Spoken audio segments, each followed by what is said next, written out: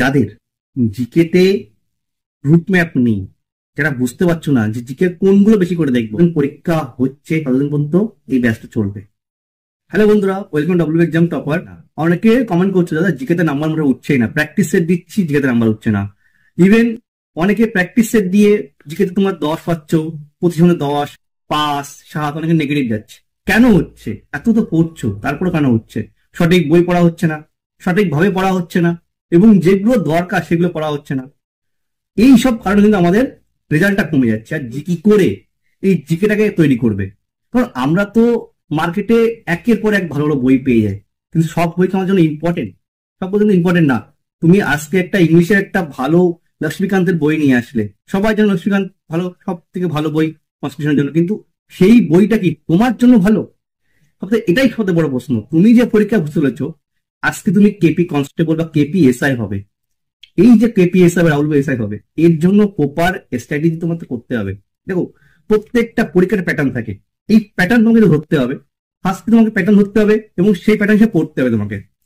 প্রত্যেকটা পরীক্ষার তাদের নিট থাকে একটা, সেই নিটটাকে পূরণ করতে হবে। নিট যদি তুমি পূর্ণ না করতে পারো, তাহলে তুমি আজকে এই যে জিকের যে তোমার খামতিটা তোমার বয়ে থাকছে, সারা জীবন থেকে যাবে, তুমি পাস করতে পারবে। যারা সঠিকভাবে শুরু থেকে একেবারে এন্ড অব্দি যায়, তারা কিন্তু একেবারে তোমার রেজাল্টটাকে নিয়ে আসতে বের করতে পারে, একটা সিট নিজের হাতে করতে পারে। তো অবশ্যই অবশ্যই তোমরা এই ভিডিওটা শেষ অব্দি দেখবে, যাদের জিকেতে প্রবলেম আছে। আর যাদের অলরেডি আমার ভিডিও দেখো, তারা অবশ্যই একটা লাইক করবে, ইভেন কমেন্ট করবে। তো চলো ফার্স্ট দেখে নি। দেখো, আমি তোমাদেরকে কিছু অ্যানালাইসিস দেখাবো ফার্স্টে, যে এই অ্যানালাইসিসটা কিসের উপরে? পেপার অ্যানালাইসিসের উপরে।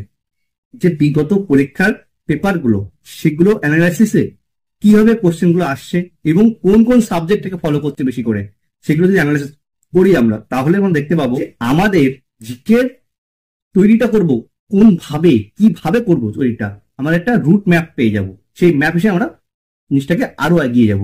তো চলো ফার্স্টে পিলি ক্ষেত্রে দেখি। দেখো, পিলি ক্ষেত্রে তোমাকে আমি ফার্স্টে বলি, এটা হচ্ছে পিলির প্রপার অ্যানালাইসিস কোশ্চেন পেপার। এর আগেও আমি একটা ভিডিও এনেছিলাম প্রপার কোশ্চেনের পরে অ্যানালাইসিস করে, সেটা একবার গ্রুপে যারা দেখোনি তারা একবার চ্যানেলে ভিজিট করে দেখবে। আর এটা আপাতত এখানে দেখে নাও। দেখো, আমাদের কিন্তু একটা একদম ক্লিন ভাবে পড়তে হবে। যে যে জায়গাগুলো আমি বলবো আজকে, ওই জায়গাগুলো কিন্তু ছাড়া যাবে না, একেবারে ধরে ধরে পুরো খেয়ে ফেলতে হবে জায়গাগুলো। তারপরে তুমি আদার্স তোমার টাইম থাকলে তুমি আদার্স দেখো, আদারওয়াইজ তুমি আগে ওইগুলো দেখো যেগুলো আমি বলছি। দেখো, ফার্স্টে ইতিহাস। প্রত্যেকটা পরীক্ষায় হিস্ট্রি থেকে মিনিমাম 10 থেকে 12টা কোশ্চেন তুমি পাবে। ঠিক আছে, 10 থেকে 12টা কোশ্চেন তুমি পাবেই পাবে। এই 10টা করে এখানে কটা আছে? 4টে, 2টো, 5টা, টোটাল এখানে 11টা কোশ্চেন এসছে, হিস্ট্রি থেকে এসছে। ভূগোল থেকে দেখো, ভূগোল থেকে তুমি যদি মেলাও ওয়েস্ট বেঙ্গল ভূগোল আর ইন্ডিয়ান ভূগোল, তা দেখবে 7টা 10টা কোশ্চেন এখান থেকে পাবে। 25টা কোশ্চেনের মধ্যে যদি 10 10 20টা করে কোশ্চেন খেয়ে নেয় ইতিহাস ভূগোল, তাহলে আর কিছু থাকে? বলো, তুমি নিজেই বলো। এই 10টা কোশ্চেন 20টা কোশ্চেন ইতিহাস ভূগোল থেকে নিচ্ছে, বাকি 5টা নিচ্ছে। আমি ধরলাম এই সংখ্যাটা 20টায় না গিয়ে 15টা কোশ্চেন ইতিহাস ভূগোল থেকে আসছে। ঠিক আছে, এবার দেখো, সংবিধান থেকে কিন্তু এখন, আগে কিন্তু খুব দিত। এই রিসেন্টলি যে সমস্ত পরীক্ষাগুলো হচ্ছে, পিআরবি নিচ্ছে যেগুলো, ডব্লিউপি কনস্টেবল বলো বা এসআই বলো, সমস্ত পেপার একটা জিনিস কমন, কি সংবিধান কিন্তু কোশ্চেন কমিয়ে দিয়েছে।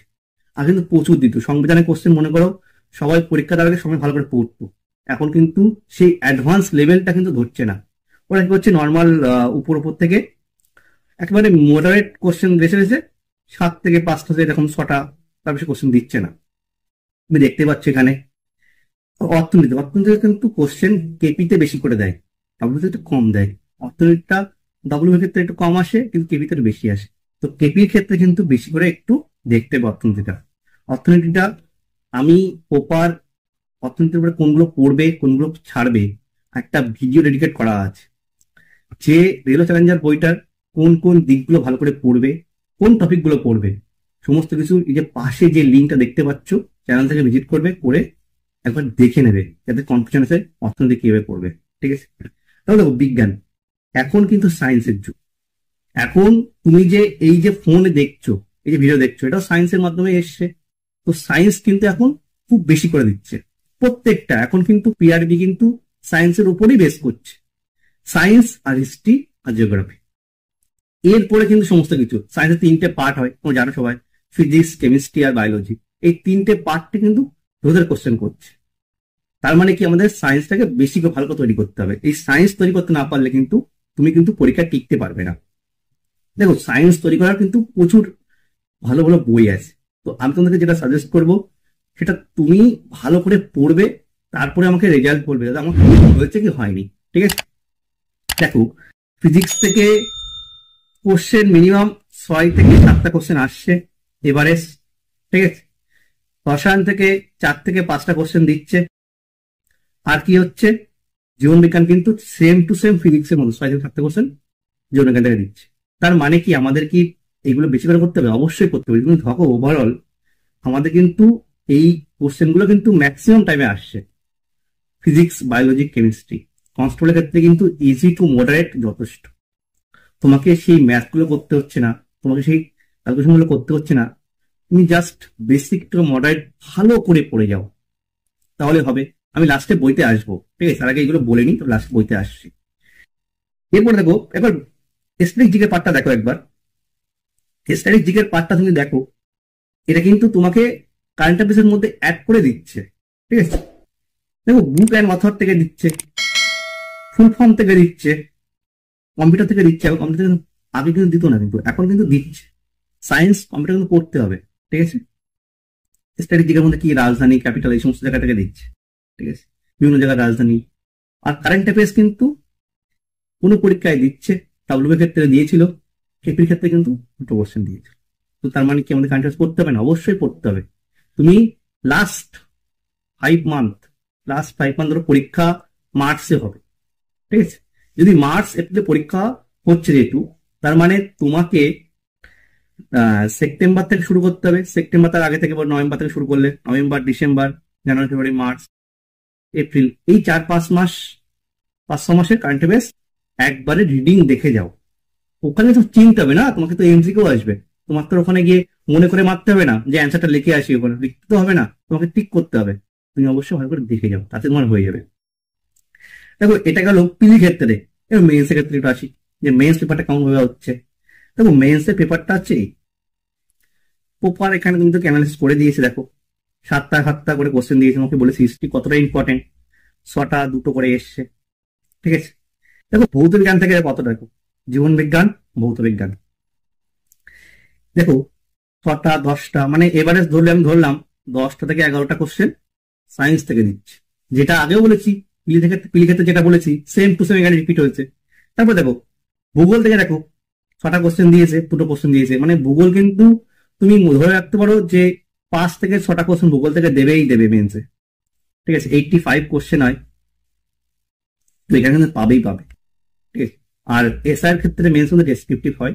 তো জানো যে টোটাল আমাদের যে স্ট্যাটিক যে পার্টটা, সেখানে কি হচ্ছে, 5টা তোমার ম্যাথ করতে হয় 5 নম্বর করে, সেখানে 5 × 5 = 25 নম্বর। আর 5টা তোমাকে জিআই করতে হয়, সেখানে 5 নম্বর করে, 5×25 সমস্ত ডেসক্রিপটিভ করতে হয়। যেমনটা তুমি 9-10-এ করেছো, ঠিক এক্স্যাক্টলি সেম ভাবে তোমাকে করতে হবে। আর কি থাকে, তোমাকে জিকে থাকে, ডেসক্রিপটিভ লিখতে হবে তোমাকে। এই কোশ্চেন থাকে তোমার 50 নম্বর থাকে।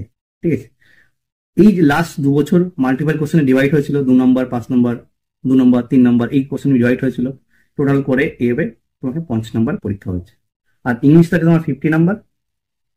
ঠিক আছে, আর কি থাকে, আর বাংলা থাকে 50 নম্বর। এই ইংলিশ বাংলা ডেসক্রিপটিভ পেপার। কি লিখতে হবে তোমাকে, একটা রিপোর্ট লিখতে হবে।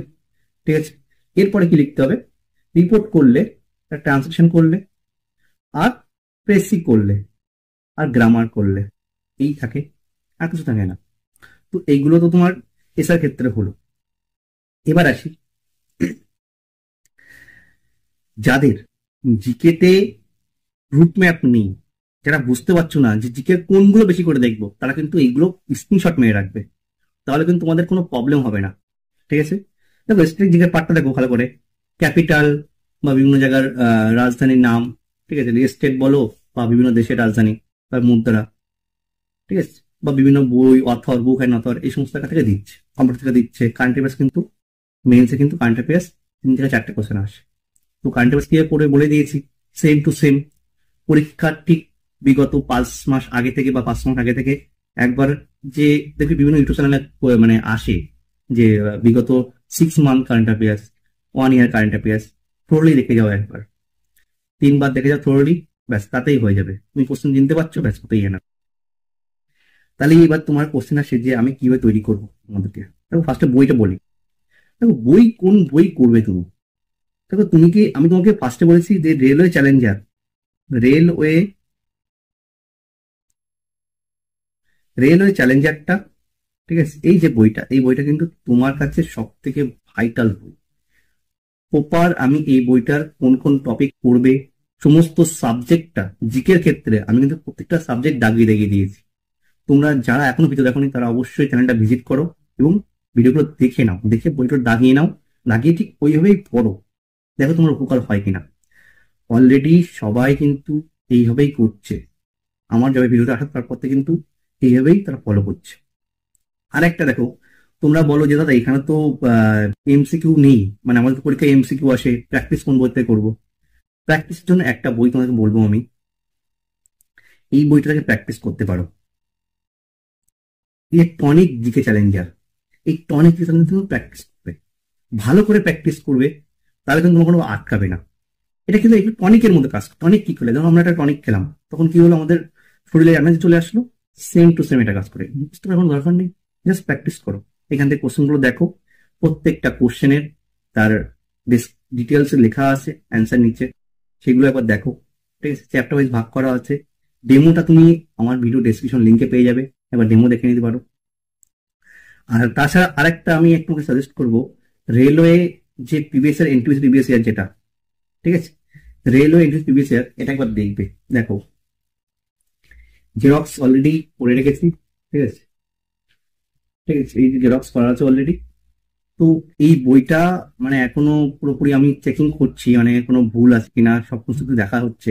তো ধরো যে আগামী সপ্তাহে চলে আসবে, তো ওটা যখন তখন একবার পেয়ে নেবে। দেখো রেলওয়ে চ্যালেঞ্জার কিন্তু এনটিপিসির ক্ষেত্রে কি হচ্ছে, সব থেকে বেশি কোশ্চেন ওখান থেকে আসে।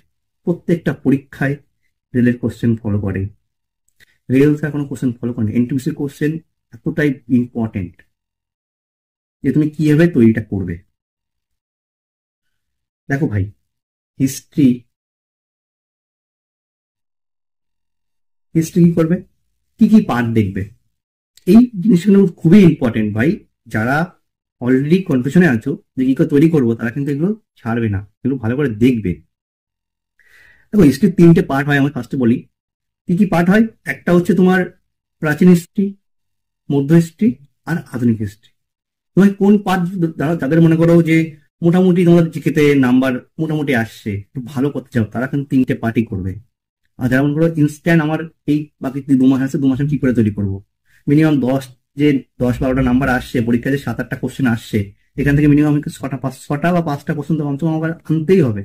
তারা কি করবে, তারা কি করবে, তাদের ক্ষেত্রে একটা জিনিস, প্রাচীন হিস্ট্রি, ঠিক আছে, প্রাচীন হিস্ট্রিটা কোন কোন যেগুলো পড়বে আমি আলাদা করে বইতে দাগিয়ে দিয়েছি, সেগুলো একবার দেখে নেবে, ঠিক আছে। এই যেগুলো এই ভিডিওতে দেখানো আছে সেগুলো অবশ্যই ভালো করে পড়বে, প্রাচীন হিস্ট্রি। এবার মধ্য হিস্ট্রি, দেখো মধ্য হিস্ট্রি কিন্তু ইম্পর্টেন্ট, খুবই ইম্পর্টেন্ট। এটা ভালো করে দেখলে বুঝতে পারবে কোন কোন জিনিসগুলো ইম্পর্টেন্ট। সব পড়া ইম্পর্টেন্ট না, কিন্তু প্রাচীন হিস্ট্রি কিন্তু সব থেকে ভালো করে পড়তে হবে, যেগুলো বলা হচ্ছে সেগুলো সবগুলো ভালো করে পড়তে হবে। আধুনিক হিস্ট্রি, এটা কিন্তু চেটে খেতে হবে, মানে বুঝো চেটে খাওয়াটা, মানে যা আছে তোমাকে ভালো করে পড়তে হবে, খুব বেশি নেই, যেইটুকু আছে সবচেয়ে বেশি কোশ্চেন এখান থেকে দেয়। হিস্ট্রির মধ্যে এটা কিন্তু খুবই ইম্পর্টেন্ট, সিলেবাসে লেখা থাকে দেখবে। তো এইটা কিন্তু ভালো করে পড়তে হবে, পুরো চেটে চেটে খেতে হবে, মানে তোমার ওখান থেকে কোশ্চেন আসলে তুমি যেন পারো। তুমি কি টাফ করবে? অবশ্যই টাফ করবে না, তুমি কি করবে, ইজি টু অ্যাডভান্স করবে, ঠিক আছে, মডারেট থেকে একটু উপরে করবে, বাট টাফ করতে যেতে হবে না। তোমার টাফ মোটেও করতে হবে না, ওই বিসিএস এর কোশ্চেন তোমাকে মোটেও করতে হবে না, তুমি জাস্ট ইজি টু মডারেট একটু মডারেট থেকে একটু অ্যাডভান্স করলো ব্যাস, এনাফ তোমার জন্য এনাফ। বা তুমি যদি মডারেটও করো তাও তুমি 80-90% কোশ্চেন অ্যাটেম্প করে আসতে পারবে। এইটা তোমার হিস্ট্রি ক্ষেত্রে। দেখো জিওগ্রাফি, জিওগ্রাফি কিন্তু কি করবে, জিওগ্রাফিটা কিন্তু সব থেকে ভালো করে করবে Indian geography first, Indian geography এটা কিন্তু ভালো করে করবে। কোনগুলো করবে কোনগুলো করবে না প্রত্যেকটা এই ভিডিওতে ডেসক্রিপশনে ভালো করে ভিজিট করবে, আমার চ্যানেলে দেখবে এই ভিডিও আছে, প্লেলিস্ট করা আছে, সেই প্লেলিস্টে গিয়ে এই ভিডিওগুলো দেখবে, দেখে দাগিয়ে নেবে, ঠিক আছে। আর একটা আছে world history, world geography, world geography, ঠিক আছে। এই ওয়ার্ল্ড জিওগ্রাফি কিন্তু কোনগুলো পড়বে, ক্যাপিটাল পড়বে, ঠিক আছে, বিভিন্ন জায়গার হ্রদ, মানে লেক, ড্যাম, ঠিক আছে, নদী, এই সমস্ত জিনিসগুলো পড়বে। বা কোনো যেমন ভাইটাল কিছু মনুমেন্টের না আছে সেগুলো পড়বে, বায়ু, মৃত্তিকা, এই সমস্ত জিনিসগুলো পড়বে এখান থেকে, এগুলোই আসে, আর বেশি আসে না, অলরেডি সব এই ভিডিওতে পেয়ে যাবে। তারপরে দেখো সংবিধান কিন্তু ইম্পর্টেন্ট, অবশ্যই ইম্পর্টেন্ট। সংবিধান, সংবিধান, সংবিধান কিন্তু কি করবে, ইজি টু মডারেট, এইটুকু পড়ো তাতে হয়ে যাবে। কিসের জোর দেবে, কিছু কিছু দেখো, মৌলিক অধিকার জোর দেবে, ঠিক আছে, মৌলিক অধিকার জোর দেবে। আর তারপরে কি আছে আমাদের যে তপশিল যেগুলো আছে, ঠিক আছে, তপশিল, তপশিল জোর দেবে। আর কি আছে, ধারা, ধারায় জোর দেবে। আর রিট, মানে যেগুলো আমাদের 32 নম্বর আর্টিকেল, আর হচ্ছে 226 নম্বর আর্টিকেলে যেগুলো ধারা মানে জারি করে হাইকোর্ট, রিট গুলো জারি করবে, ঠিক আছে, রিট। আর একটা দেখো, আরেকটা আছে সংশোধনী বিল যেগুলো, ঠিক আছে, সংশোধন, এখান থেকে কিছু না আসে, ব্যাস এইটুকু পড়ো, সংবিধানে ভালো করে হয়ে যাবে, আর কিছু লাগবে না। তারপরে দেখো, এরপরে দেখো বিজ্ঞান। এই বিজ্ঞানের ক্ষেত্রে আমার সাথে করে কনফিউশন যে কোন বই পড়বো। দেখো তিনটে বিজ্ঞান, ফিজিক্স আর কেমিস্ট্রি, এটাকে মিলে আমরা কি বলি, ভৌত বিজ্ঞান।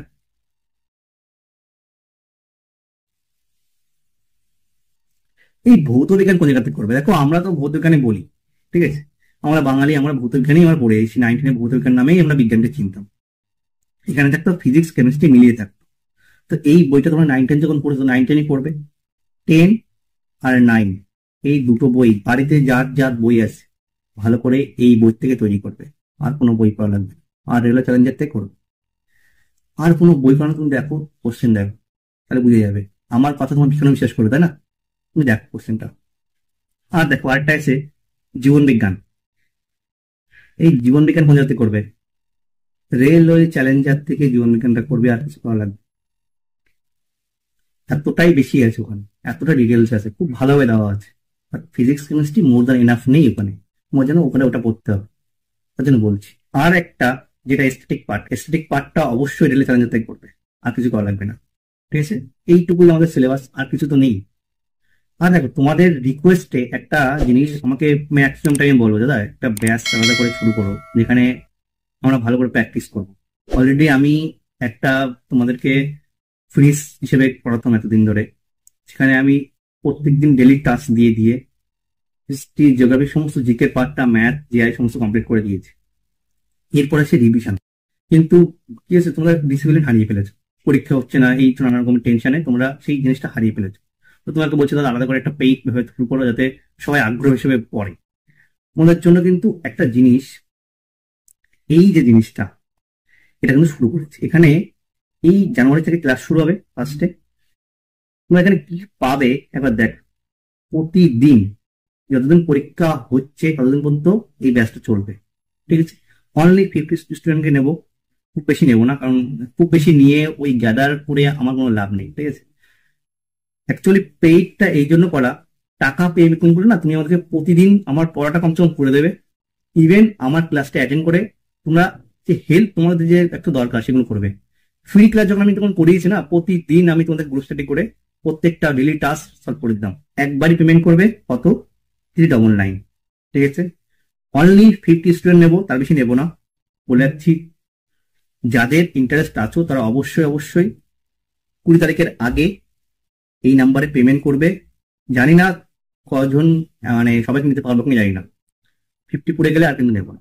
ঠিক আছে, তো প্রথম 50 এইটুকুই রাখবো, কারণ কি বলতো ওই গ্যাদারিং আমার ভালো লাগে না।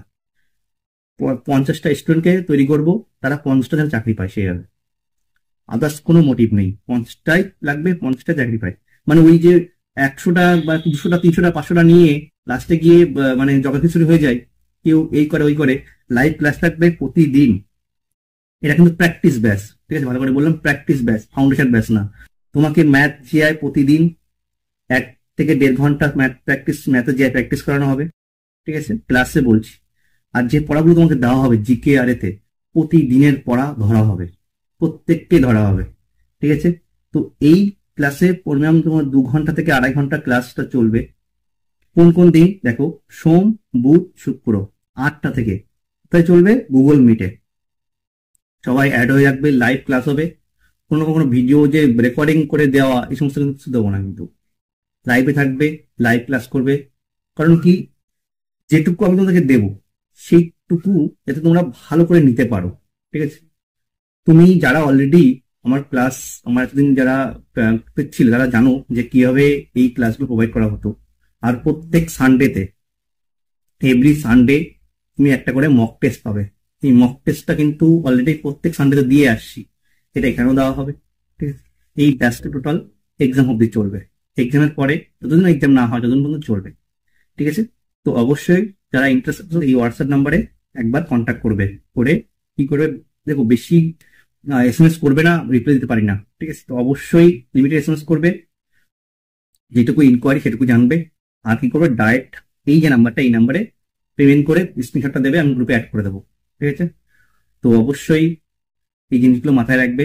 আর দেখা হচ্ছে নেক্সট ভিডিওতে, ততক্ষণ তো অল দ্য বেস্ট। আর যারা এখন অব্দি নতুন, যারা পুরো চ্যানেল নতুন, তারা অবশ্যই সাবস্ক্রাইব করবে। আর ভিডিও ভালো থাকলে অবশ্যই একটা লাইক করবে। দেখা হচ্ছে নেক্সট ভিডিওতে, ততক্ষণ তো অল দ্য বেস্ট।